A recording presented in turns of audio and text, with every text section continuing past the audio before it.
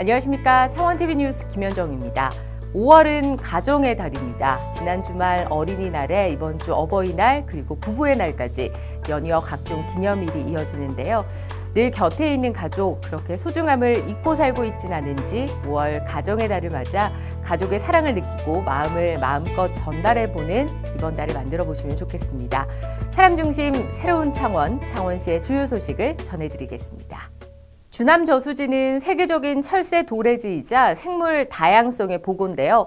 창원시와 농민 환경단체가 힘을 합쳐 주남 저수지 인근 농지를 철새와 환경 보전에 모두 도움이 되는 무농약 농업단지로 조성합니다. 지난달 24일 창원시청에서 열린 창원형 자연농업 업무협약 체결식에는 창원시와 영농조합법인 주남의 아침, 마창진 환경운동연합이 함께했습니다. 이날 협약에 따라 창원시는 농사용 친환경 용품을 지원하고 주남의 아침은 올해부터 주남저수지 인근 시소유 농경지에서 우렁이 농법 등 농약을 사용하지 않는 농법으로 벼를 재배하며 마창진 환경운동연합은 무농약 친환경 농법을 자문합니다.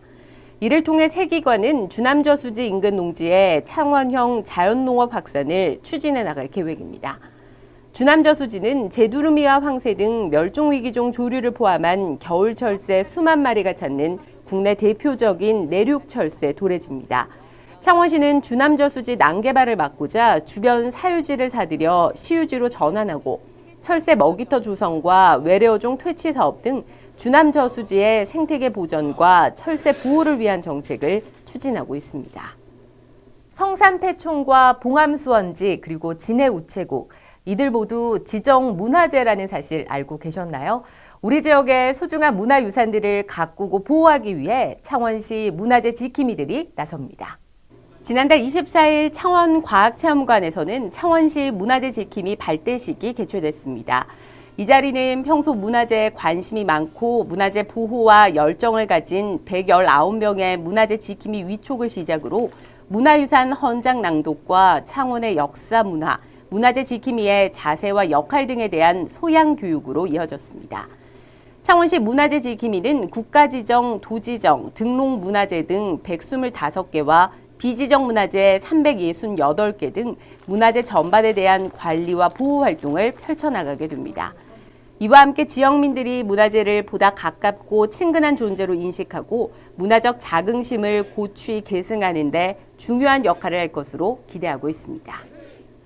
누군가는 목숨을 잃을 수도 있는 위급하고 아찔한 상황, 그 순간 시민 정신을 실천해 소중한 생명을 구한 이들이 있습니다. 다수의 언론을 통해서도 미담 사례가 전해졌는데요. 의로운 창원 시민의 사연을 지금 만나보시죠. 지난달 11일 오후 7시 창원의 한 시내버스 안, 뒷좌석에 앉아있던 10대 여학생이 의식을 잃고 바닥에 쓰러집니다. 버스기사 박서원 씨는 응급 상황임을 직감하고 곧장 119로 전화를 건 뒤 다시 운전석에 앉아 운행을 시작합니다. 응급 환자가 이랬으니까 죄송하지만 하차는 못하고 일단 병원부터 구성하겠다.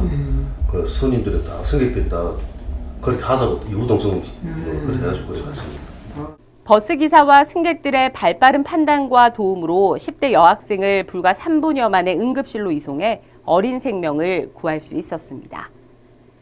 이와 함께 지난달 4일에는 상남동 행정복지센터 생활행정 사후관리원으로 근무하는 김영길 씨가 출근길에 쓰러져 무호흡 상태인 시민을 발견했습니다. 119 구급대가 오기 전 그는 평소 익혀뒀던 심폐소생술을 신속히 실시해 소중한 목숨을 지켜냈습니다.